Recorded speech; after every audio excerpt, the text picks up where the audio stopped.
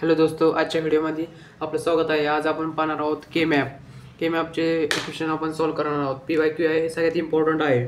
चला तर आपण क्वेश्चन सॉल्व करू। सगळ्यात अगोदर काय करायचं माहिती आहे का, किती एलिमेंट आहे ते पाहायचं। आता इथे ए बी सी 4 एलिमेंट आहे, 4 साठी आपल्याला 4 कॉलम लागतील। चला आता आपण कॉलम पाडून घेऊ। हा 1, हा 2, 3, 1 4 ए बी सी डी। नंतर हा 0 0 0 1 1 1 1 0, हा 0 0 0 1 1 1 1 0। आता याचं नंबरिंग टाकून घेऊ आपण। 0 1 2 3 4 5 6 7 8 9 10 11 12 13 14 15। आता आपण नंबरिंग टाकली, फक्त हे 3 हा 3 4 3 4 5 एलिमेंट फक्त इथं ह्या पोझिशनला ठेवून द्यायचे। 3 3 4 5 7 9 13 नंतर 14 नंतर 15 आपण ठेवून दिले। सगळ्यात अगोदर काय करायचं, जर 8चा ग्रुप झाला तर 8चा करायचा, नंतर 4चा, नंतर 2चा ग्रुप करायचा।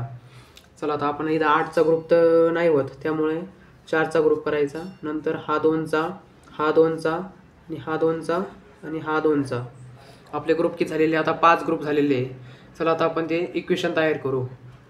सगळ्यात अगोदर हा मोठा ग्रुप घेतला आपण, नंतर मोठा ग्रुप इथं नाही का 0 एकच आहे आणि हा 1 1 1 हा 2 वेळेस आहे, त्यामुळे इथं काय येईल बी। नंतर हा ग्रुप वर पाहायचा आपल्याला, वर नंतर वर काय हा एकच आहे, 0 एकच आहे आणि हे 1 1 किती 3 वेळेस आहे, मग इथं डी पोझिशनला आहे ना, त्यामुळे इथं डी प्लस। नंतर हा ग्रुप घेऊ आपण, तर हा ग्रुप ह्या साईडला काय आहे ए बार बी, ए बार नंतर बी। तर ह्या साईडला काय आहे, इथं 3 0 आहे ना, त्यामुळे सी पण बार प्लस। नंतर हा ग्रुप घेऊ, तर हा ग्रुप इथं 3 काय आहे ए 1 1, तर त्यामुळे ए। नंतर ह्या पोझिशनला काय आहे सी बार डी आहे। सी बार कशामुळं, इथं सी एलिमेंट हा डी, इथं सी 0 आहे ना, त्यामुळे बार येणार, 1 असलं तर डी, इथं 0 असलं ना तर ए बार आणि 1 असलं ना तर ए हे येणार, तर प्लस। हा ग्रुप झाला आपला। तर हा ग्रुप घेऊ, हा ग्रुप काय आहे, हा ए बी असं पाहिजे ए, नंतर हा व्हर्टिकल, मग नंतर हॉरिझॉन्टल। आता हे हॉरिझॉन्टल इथं काय 1 1, म्हणजे त्यामुळे काय येईल ए बी येईल, इथं ए बी।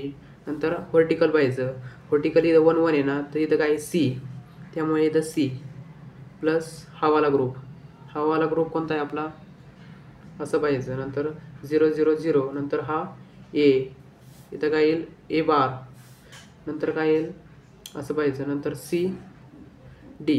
हे झालेलं आपलं इक्वेशन तयार, इक्वेशन आहे आपलं।